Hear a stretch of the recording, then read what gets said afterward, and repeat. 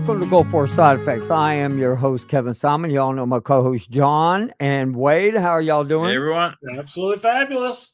Good. All right. My two co-hosts tonight is a very cool night because we have done a lot of homework. We don't know if this is going to be a one-part series or a two-part series, three-part, four. We just don't know because there's so much that we want to get out to the public. So I wanted to bring, because of Wade made a statement one time that Desert Storm, what go ahead and say that famous statement. Oh, it was basically a large experimentation battleground. And it wasn't just with medical. No, not at all. It was with everything. And we went a little bit over, but we didn't get into depth. But tonight, I want to bring up why Desert Storm was so important then to up to 2025. And it actually blew my mind how important World War I all the way to World War II and now got us to Desert Storm. And so this is going to be a little bit of a history lesson. I think everybody will enjoy this tonight. If we miss anything, please just, put it in the chats and I'll bring it up because this is going to be really cool. I want to first start off talking about cell phones. Mobile phones, what you got inside y'all's hands, everyday life, and what exactly, when did they start? And I'm going to ask this question. John already knows. I'm going to ask it to Wade. When was mobile phones started?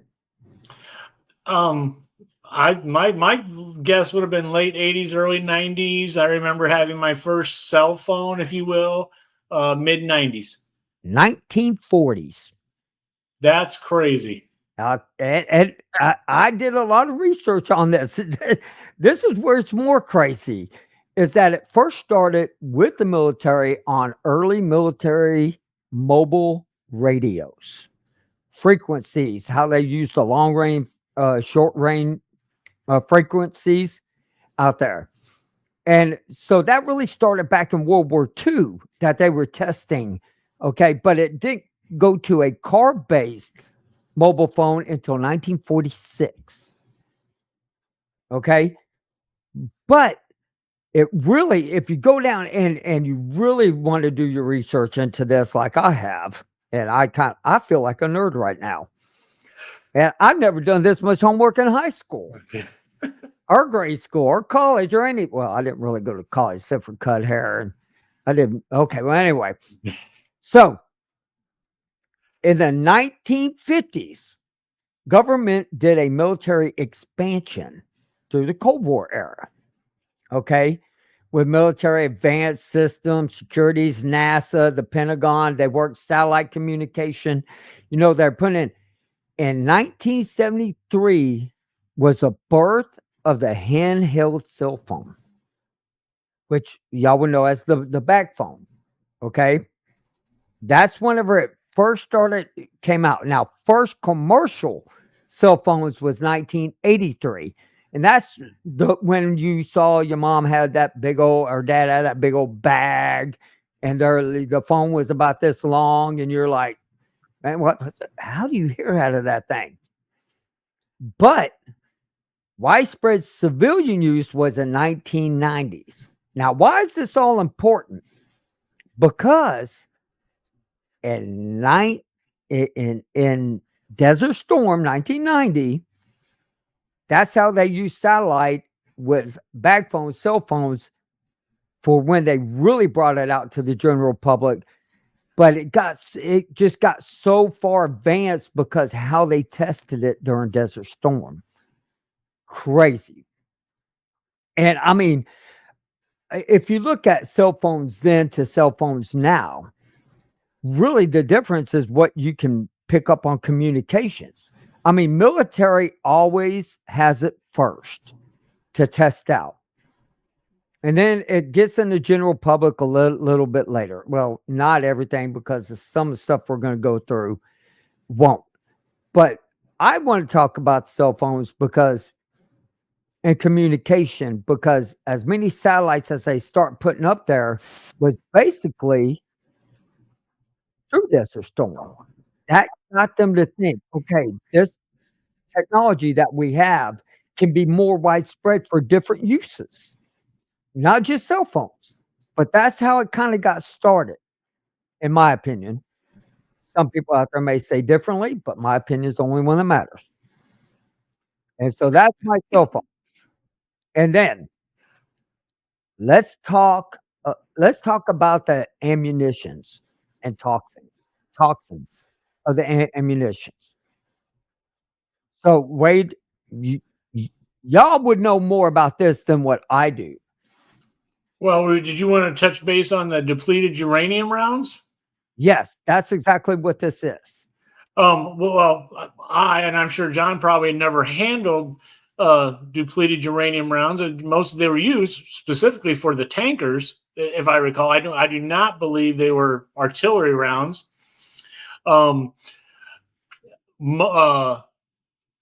every vehicle, and I'm sure John can attest to this too, when the old school of blowing up of another vehicle, another tank, the vehicle itself would just basically blow into smithereens, what you would normally experience with an explosion. When we come upon, once we were over in Iraq and started coming upon, the enemy vehicles, which you can see a lot of that. The highway of death, I guess that's a bad comparison, but you would see a tank or another vehicle that was more incinerated and burnt. And even the old timers that were with us, nobody had ever seen anything like that. Because it was born from the inside out instead of outside in, right? Correct. And that's what the DU round will do, is actually penetrate the skin of whatever it's hitting, and it will just with such intense heat and will incinerate from the inside instead of causing a massive explosion. And then, to that case with the depleted uranium, then you're going to get all kinds of uranium type ion particles that start floating around everywhere in the atmosphere. And I had it written down years ago, if I'm not mistaken, something to the effect of 50,000 plus depleted uranium rounds which that's a lot of ammunition. Actually, it was significantly more than that, I think, even. It could very well could have been. I just remember thinking that's a lot of ionizing radiation is what the byproduct, and that's what's bad. But the bodies, and I'm sure John and anybody else who's seen the bodies weren't blown apart. The bodies were burnt. No. They were, and that's not being morbid. It's just the bodies were burnt. Yeah. Okay. It was, and the A-10 Thunderbolts also used the depleted uranium. That's right. Yeah, I do remember that. Yep. The A-10 Thunderbolts and the Phalanx. Now, is the Phalanx, is that what's on board the Navy ships? Is that gun? Or yeah. Okay, so they were using them as well. And we're going to get into that too, because that's a part of this too, also. And now, kind of as documented but undocumented,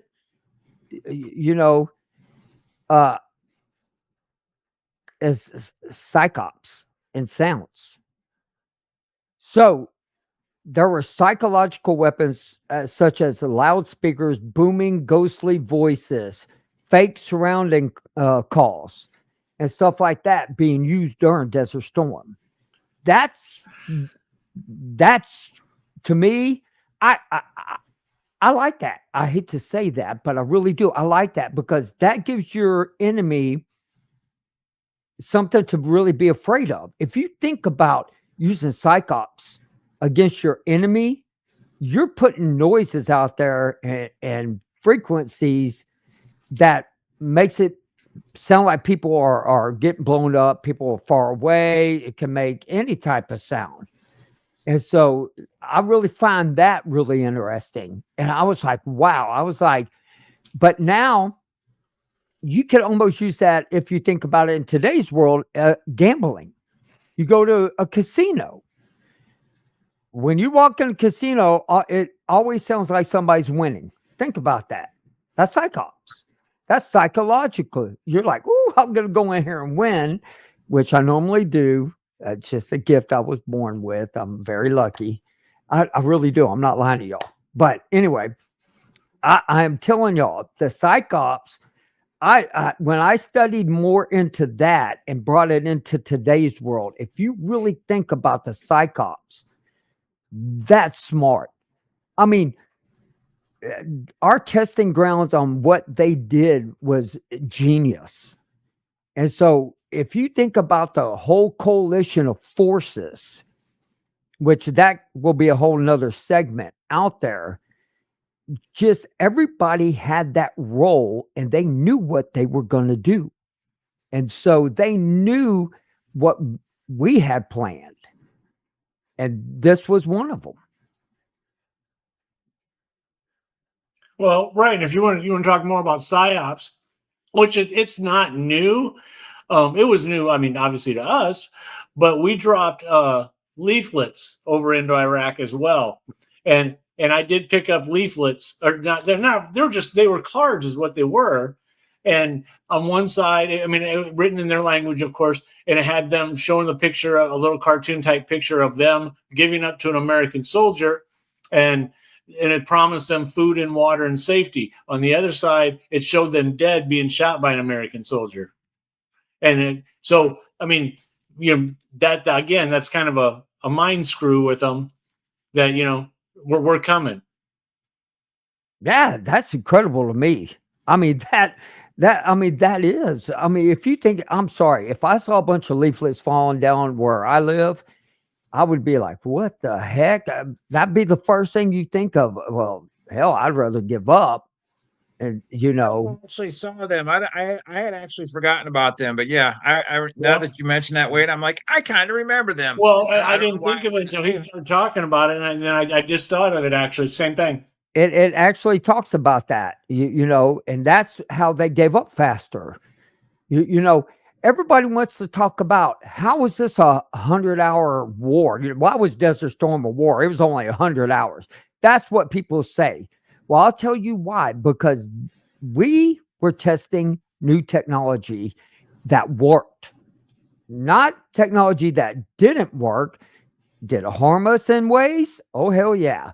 But in other ways, it helped us win that war really fast. And Psychops was one of them. And so the next one that I like to is Eye in the Dark. What do y'all think Eye in the Dark Oh, is?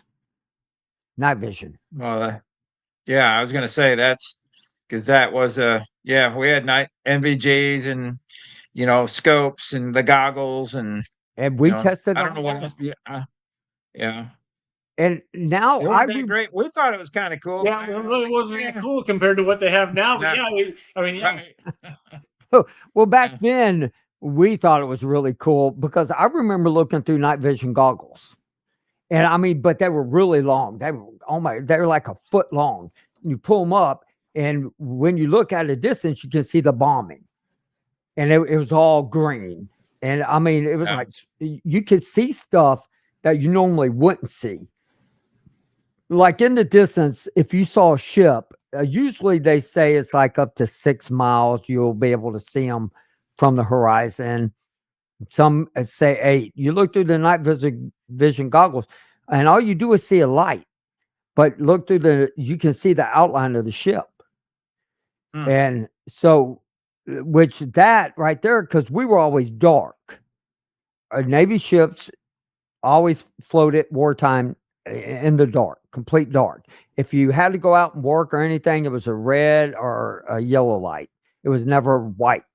So, and I don't ever even remember. I don't even talking about movement. I'm trying to recall. I don't ever really recall moving at night. And you're in the middle of the freaking desert. I mean, so well, yeah, yeah. one little light and you can see forever. But I don't recall moving. I don't recall it. I'm not saying we didn't do it. I just don't recall it.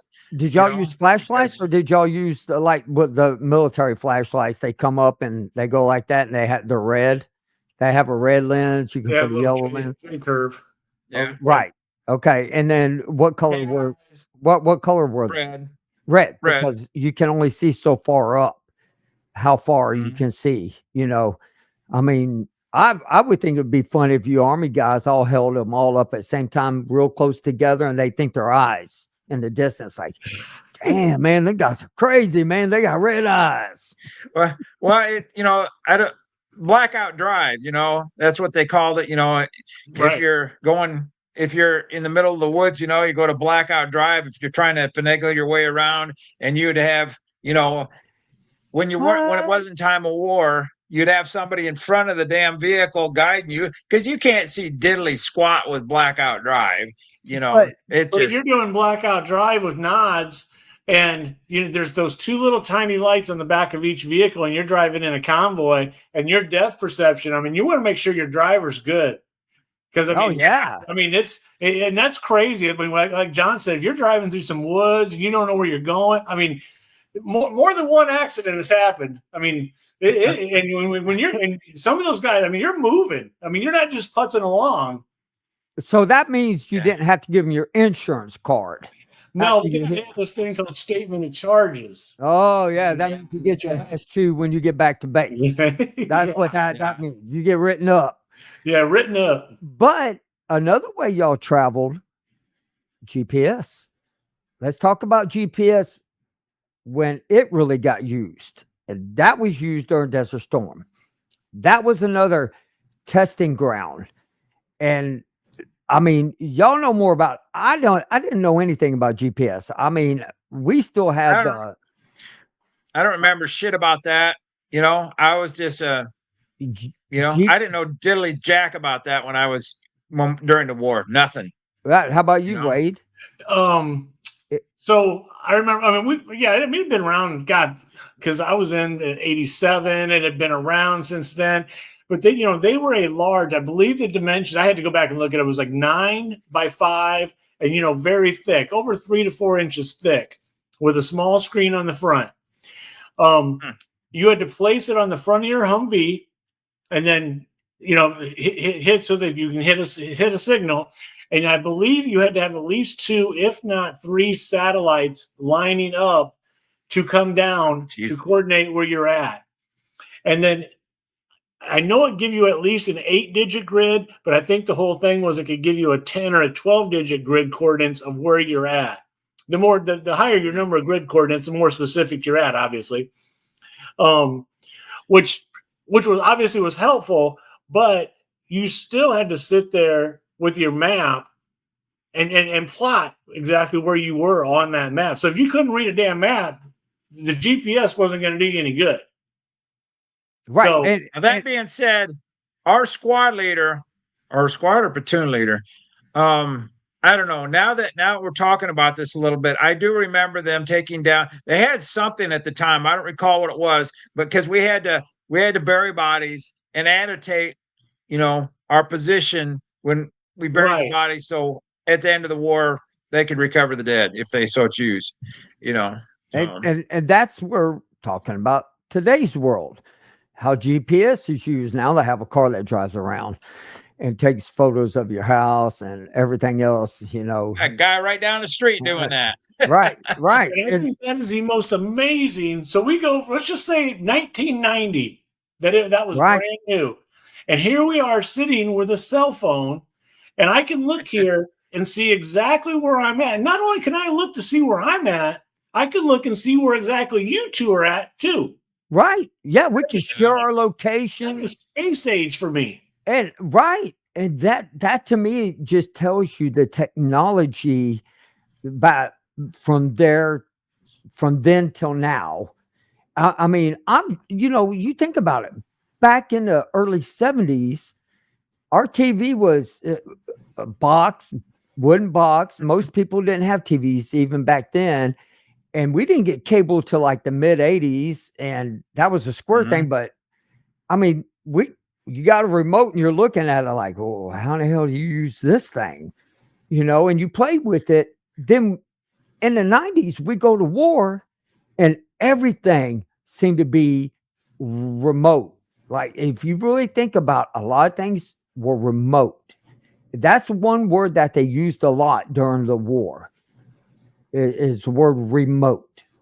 If you think about it, you think about how they had to go in and they got on a computer, they typed in every bit of supplies we got back. Everybody puts put it in, and the logistics was a key player in the startup of the war to get everything going, and everybody had to know where they were positioned.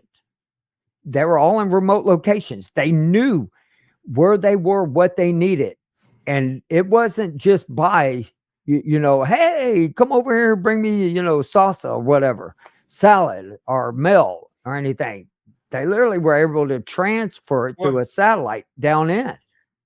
and wait, like you just mentioned, you could tell where we're at right now. And I know we've seen stuff on television, and they kind of, I don't know what word I'm trying to look for. They minimize it, like back when if our president, for example, is looking at special forces, they're going to do something, and the command sector can see what the special forces are doing. In today's world, I'm sure it's pretty damn crystal clear, from I'm one sure to it the looks other. like a movie. They I'm sure they Right, got like but they want to make it seem all kind of grainy and shit like that, so they can't. I'm presuming here that in today's world everything's pretty damn crystal clear, oh, but they don't still you make it know? appear like it's, Right. huh?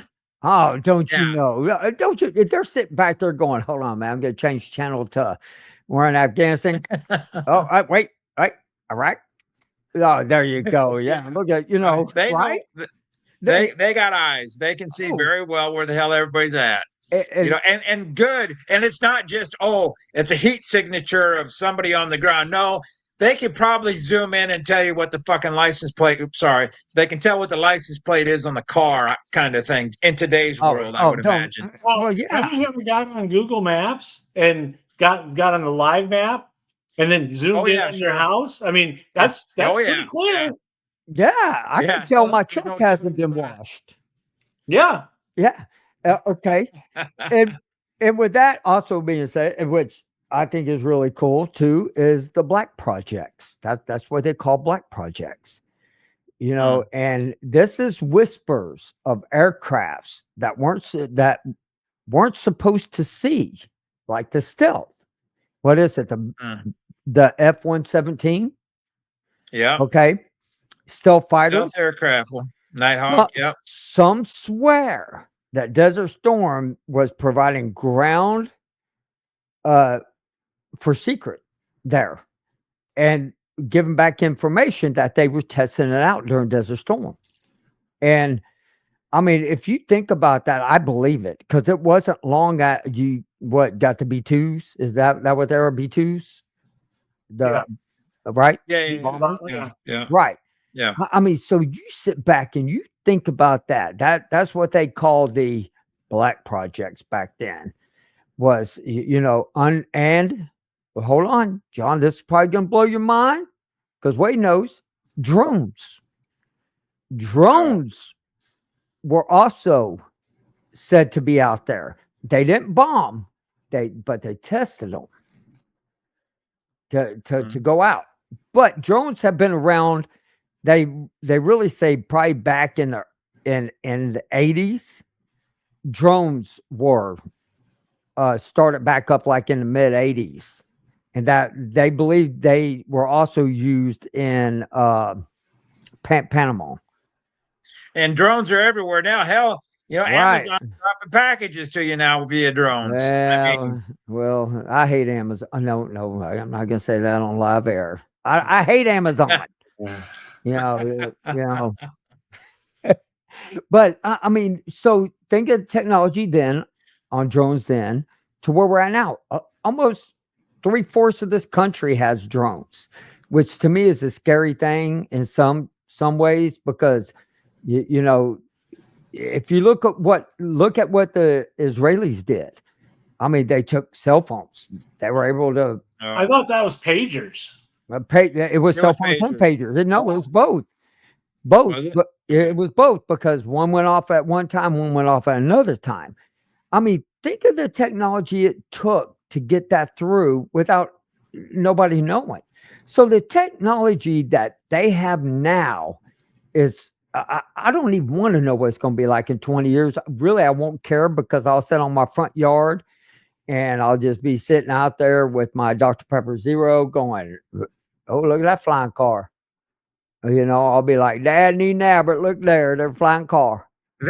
These things that we use now, this will probably seem like we'll probably laugh at ourselves. We're carrying around these things. 20 years from now, can you imagine what they're going to have? Here's Right. our cell phone today. Well, But well, think about the telephones. When I was a little kid, what was the number one phone everybody had? They didn't have buttons on them. It was rotary phone.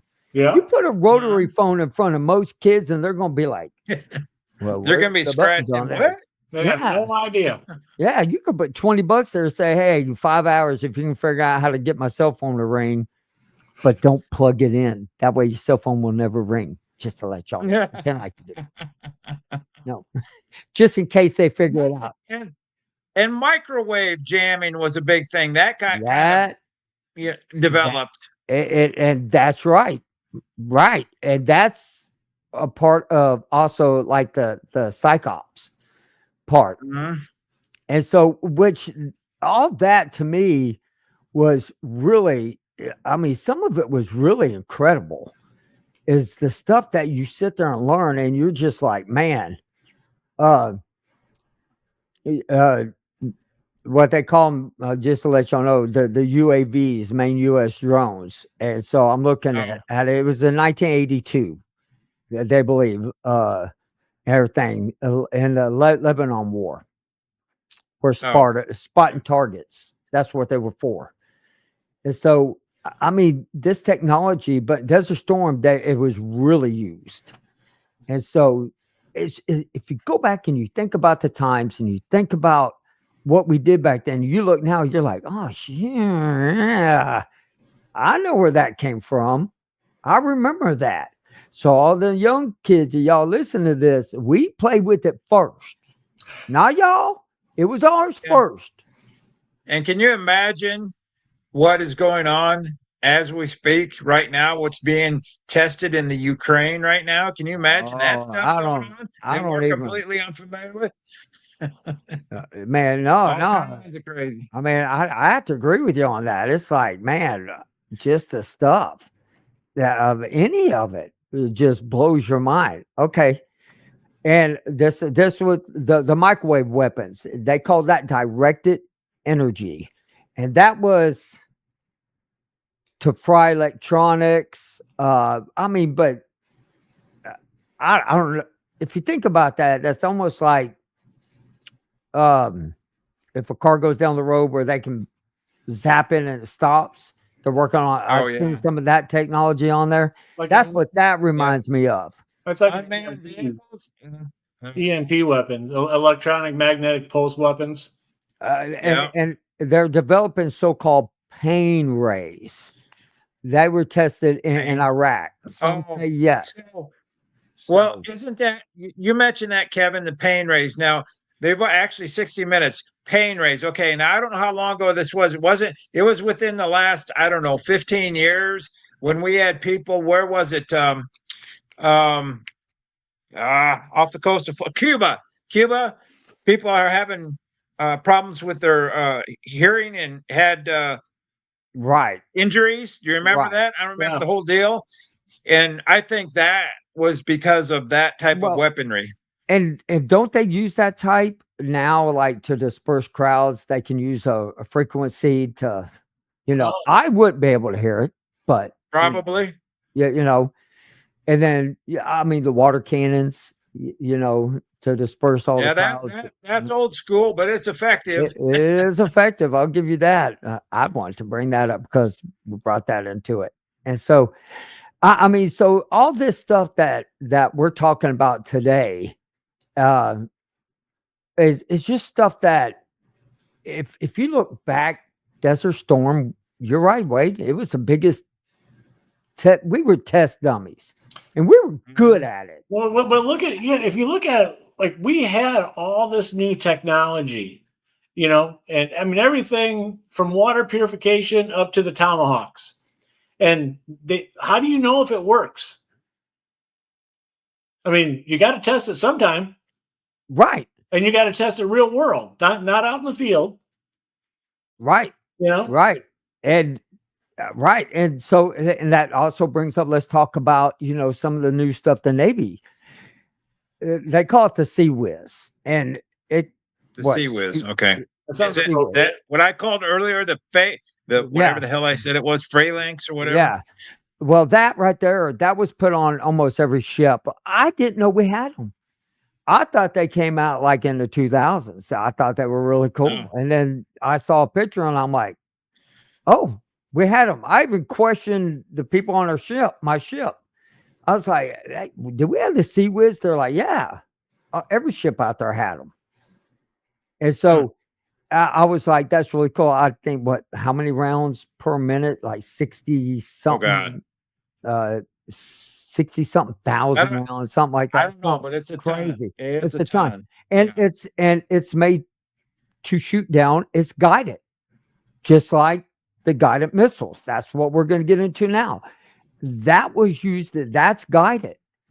They type in something and it guides it like that. And so, Kind of like the Patriot missile system, right? Right. And that's the other one. And like the Tomahawks, the laser guided. I didn't know that neither until probably about 5 years ago that we had that during Desert Storm. I didn't have a clue they tested it during Desert Storm. And but y'all know more about that stuff, so I'm gonna let y'all. Well, I just, I don't know anything about. I mean, I know about the bombs because we, as you sat there on the border and just laid there and waited, and it was you could hear the Navy doing their naval barrage. I forget the name of the round. The guys I remember everybody talked about. They just launched a couple Volkswagens, 2,000-pound bomb. I don't know what it was. And you could catch glimpses if you just sat there and watched the skies. You could see the B-52 bombers flying overhead. And you could just lay there. And, whether it be 15, 30 minutes later, you could just start hearing the concussions from the bombs. Oh. Yeah. And you asked about why it was a 100-hour war. After 30 days of just constant day and night bombing, there was no will to fight. No, it's overwhelming to them. Overwhelming. It was overwhelming. Yeah.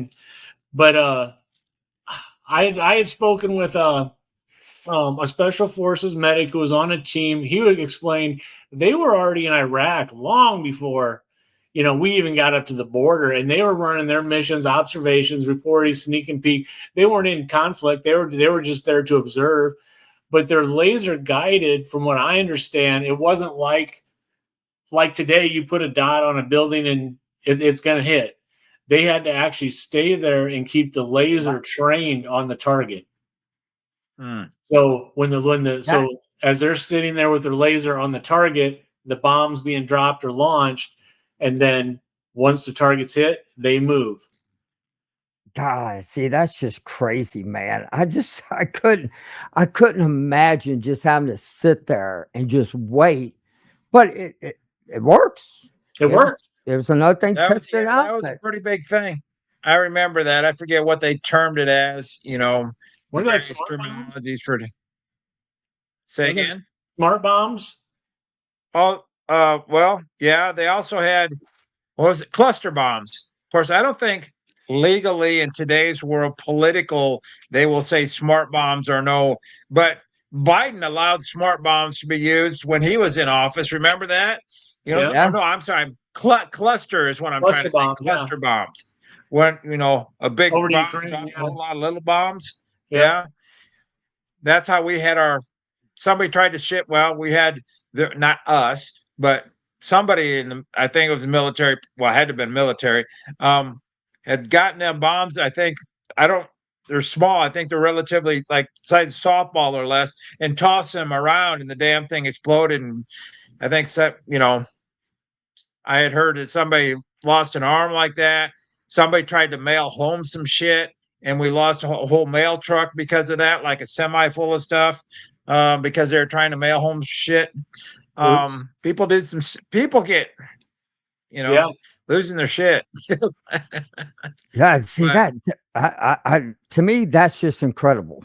It's like it's so that the stuff back then that is used now. I mean, now, like I said, they should have told me this stuff. That buttons, I could press some for them. no, because I knew they knew Kevin was gonna try it out and do some shit he wasn't didn't know how to use. Push I the would have button. No. right, and so and that's just like the first ever back in the day. I believe if they were looking for like to know detecting on um, weapons of mass destructions, any type of chemical warfare. And they had patches and stuff back like in old days stuff. But the new technology of that was every ship, every coalition force, everybody out there had chemical alarms. And all 40 something thousand of them were somehow, fraudulent, Right. False Defective. readings. yes. And so Right. right. And so that's the thing that is just blows my mind is okay, all the other technology worked. How come you're saying that didn't? Uh-huh. Now let that sink Well, in for a little bit. let me ask, and I don't remember. Do either of you remember trying new things out that you were unaware of prior to being in theater?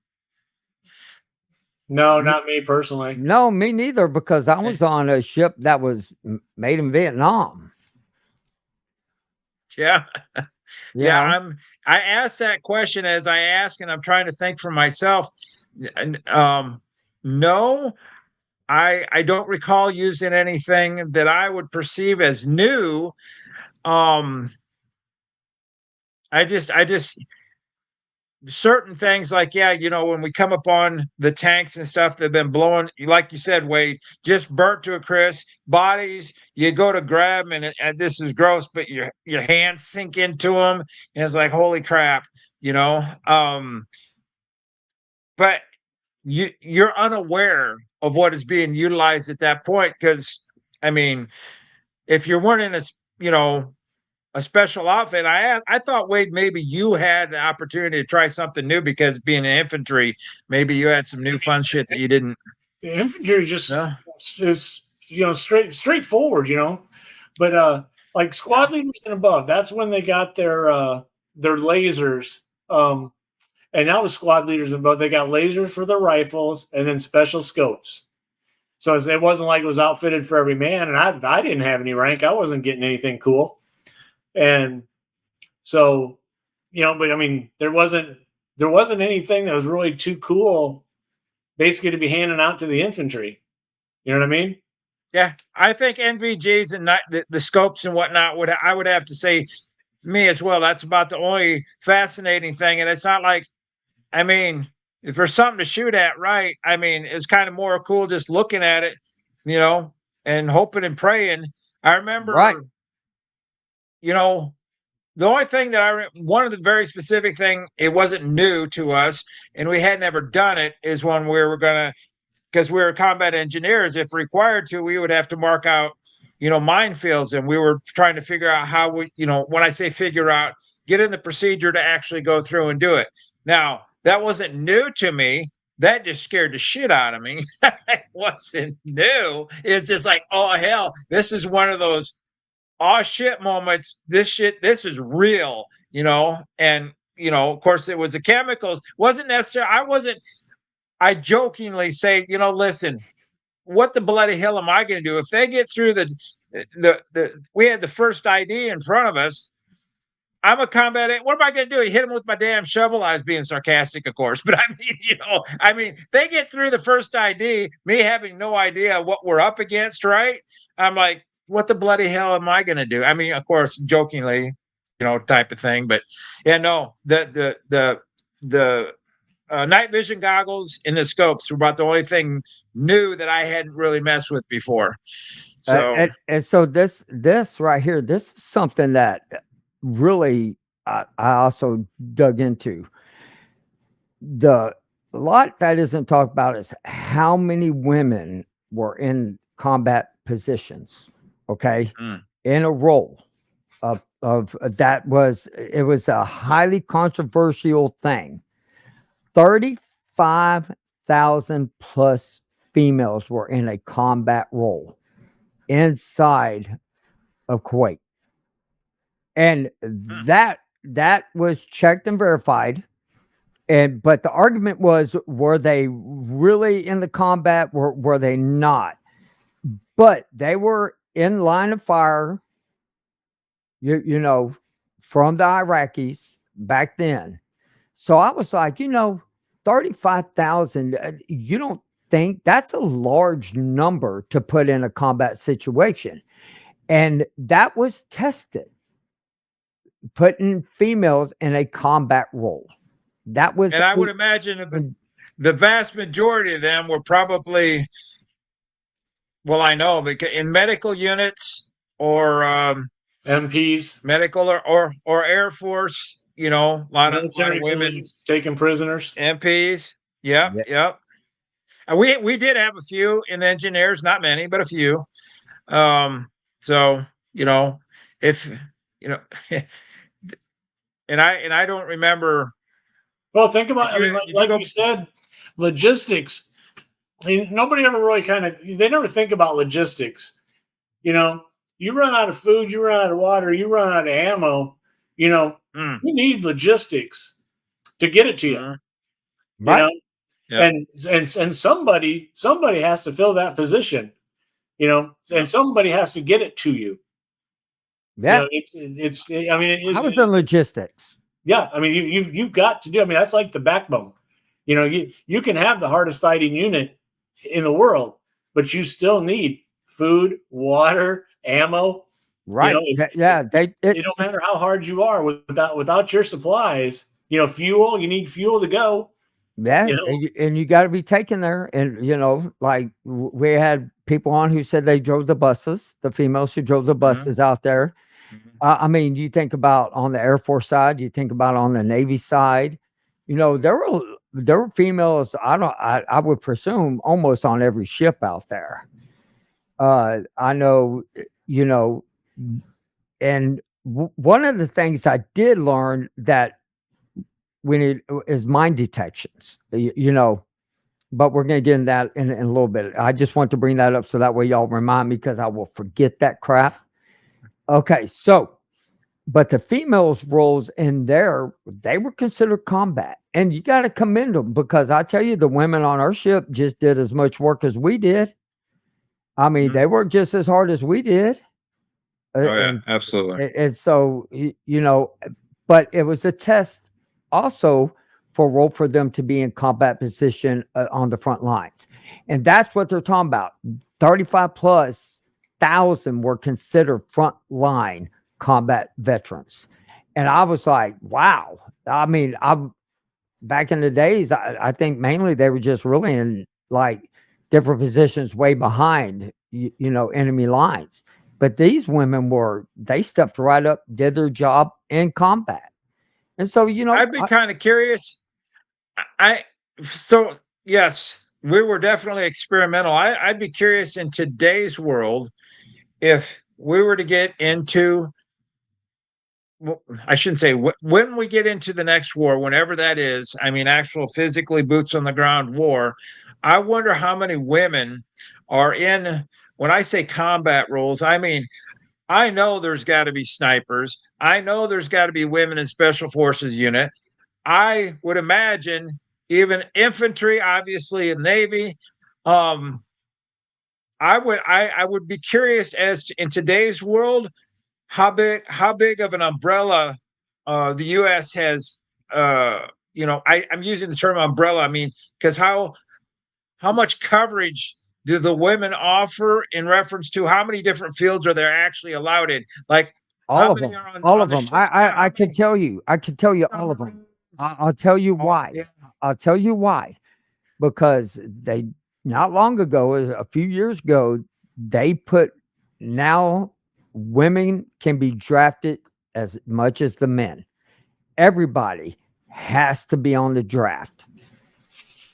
and in every Really? position. Yes, sir. Y'all can go look What do it you up. okay, so hold on. I'm not Yeah. I'm just I had not heard that. Yes, I'm yes. unaware They can of now be that. drafted. They So can now be drafted, and that was done a few years ago.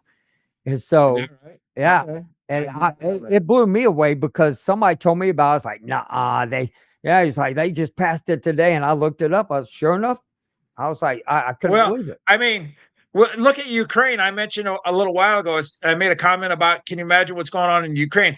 We got Ukrainian women are stepping up to the plate and taking care of what because people are dying. I imagine even the Russians. I mean, for God's sakes, Russia is bringing in I Korean did. people. I didn't You know, realize how many people have passed away in that war. Over a million. yeah. 1 million people, 2 Over a years. million people, and they're like 3,000 a week, and I'm like, what? Like, I think they were talking about not too long ago, 3,700. That's just horrible. People need to stop fighting. I mean, uh, if this way I look at it, go after the politicians. Don't go after the innocent people. Hit the politicians. Don't hit. You know, why are they're off limits, but we're not? That's the thing I never understood about war is, like high ranking officials are not, uh, you're not like presidents and stuff like that are not allowed to be killed Yeah, I'm just in a wartime thing. I back don't to understand it. I just, back to the comment on the women, I just know how important of a role the women play. And I don't have not one, women are incredibly important in our armed forces. And, they Well, bring of a course. whole nother perspective. And it's not just because I know back in the day I was considered, oh, well, they're the women, they're the caretakers. That's all they're really capable of. Well, bullshit. They can do anything a guy can do. I mean, obviously there's Right. physicality because we're men, we're different, right? But got to have the women, no Right. questions asked. Oh, So and so I was talking about mine detection. So the one thing y'all talked about is nighttime. Our ships go dark. The one thing I never could understood, I never understood this. We're gonna go dark, but you ain't gonna be able to see a mine in the water at nighttime. how I mean, how did your ships detect mines back then? when you hit them, two So that people was the only two people stood on the forecastle of the front of the ship and they had binoculars and okay. they looked in front of the ship while they're going down. And So that was usually your only way to that was identify your them is only way to visual. identify. Right. And then they came up with minesweepers, and minesweepers could go out and lift them up.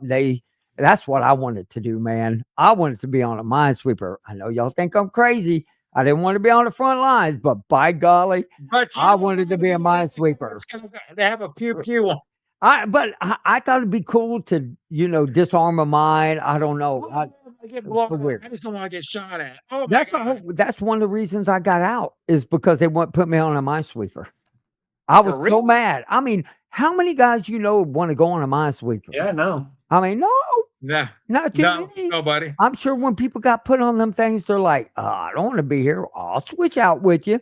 I think it'd be really cool to scoop them little son of guns up and put them up. Hell, I wanted to run heavy junk when I was in the service, and I pushed that to such a I wasn't in a heavy equipment platoon. I was in a vertical platoon, construction, and they did offer me the opportunity to run a tank, or not a tank, but a bulldozer. But it wasn't until after the modifications. Hey, Schmitz, you wanna run this? It'll be used to grade for tanks. I'm like, nope, I'm good. Yeah, well, right. That kind of stuff. Yeah. I'd be like, heck no, man. Like, you go ahead and walk in front of us, and when you step on one, we'll know where you're at. I'm like, absolutely.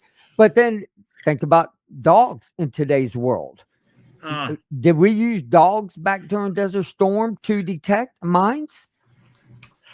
I I don't do not know. remember the Yeah. whole IED thing. I don't think that was a big thing because It we wasn't were as quote unquote a desert war.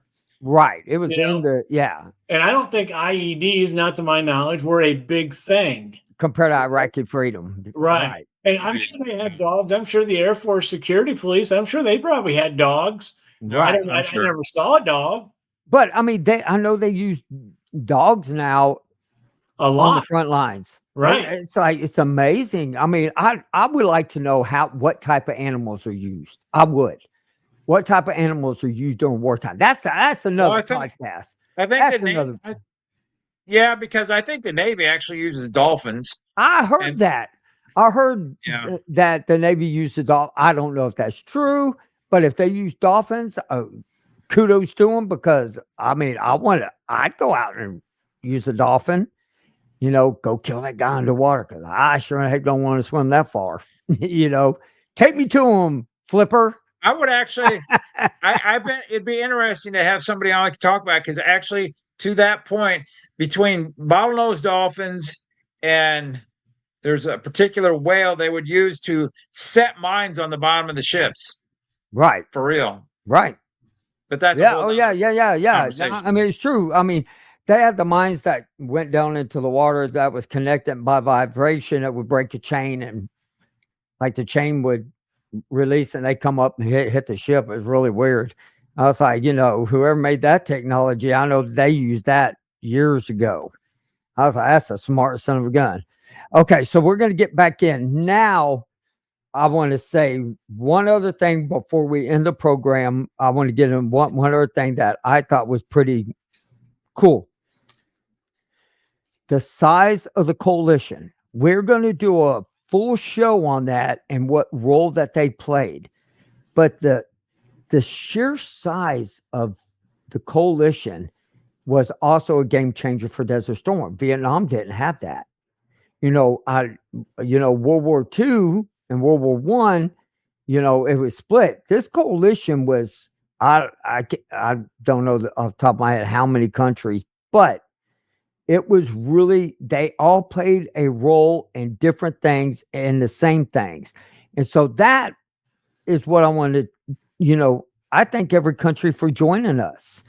And I know back then, and I know you hear rumors about, this country did this country. Well, we're going to break it down and we're going to find out exactly what other countries did.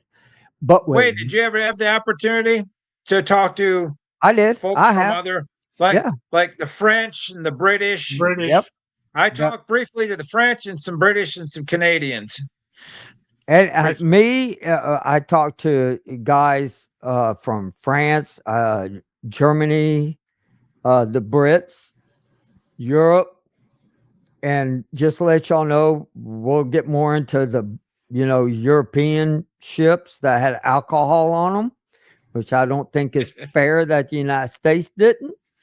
They had a whole bar. I don't think that's fair. No, you guys just the damn dock, you Navy guys. It doesn't matter, but when a lot of them guys are out to sea for 6 months, and I mean that's a long time to go without getting a beer. But with that being said, we're going to end the program tonight. Now, next week, Wade is going to be hosting. So Wade, you tell them what's going to be happening next week. I think it's very exciting. We're going to have Ronald Brown as our guest. If you follow any of the Go For Illness Facebook pages, you should be very familiar with him. And he's going to join us to bring us up to speed on everything he's been doing up to date. So I'd say, join us. If you have any questions, we can ask him in the comments. I'm sure we're going to have plenty of questions to ask him ourselves. Yeah. I'm excited. He is a fellow 82nd Airborne paratrooper as well. I'm even more excited. So, Lord, hell yeah, brother! Double trouble. But I think that's awesome. I thank you for Ronald for coming on the program next week, and I mean I'm really excited because we're going to get some up-to-date stuff that people are going to have questions. And he'll give you answers. There's some stuff I'm sure he can't talk about. So, if he's not able to answer them, don't think he's just. It's probably because he can't, or he may not know. I mean, I don't know. So we're going to find out. I can't wait to talk with them. I'm really excited. Thank y'all for going over to YouTube. We're bringing it up. I want to get to 1,000. Now, remember, I said if we got up to how many? 10,000 or 100,000? If we got up to I would jump parachute out of an airplane.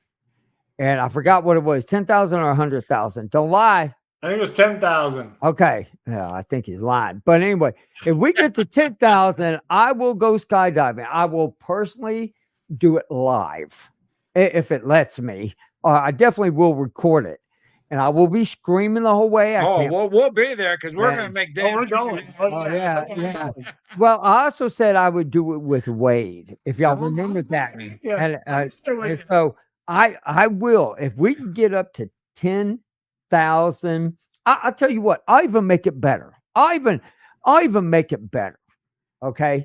If we get up to 10,000, or we get up to 1 million views on our shorts, because we do shorts now. Y'all probably see them.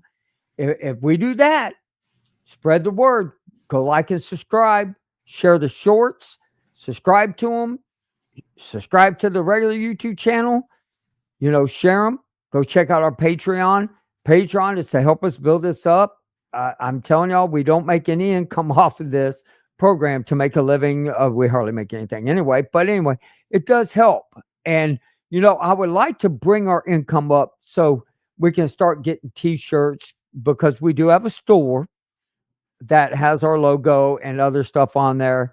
And I would like to be able to do, something where we're all wearing the same shirts, and anybody wants to buy them, just to have a remembering of Desert Storm.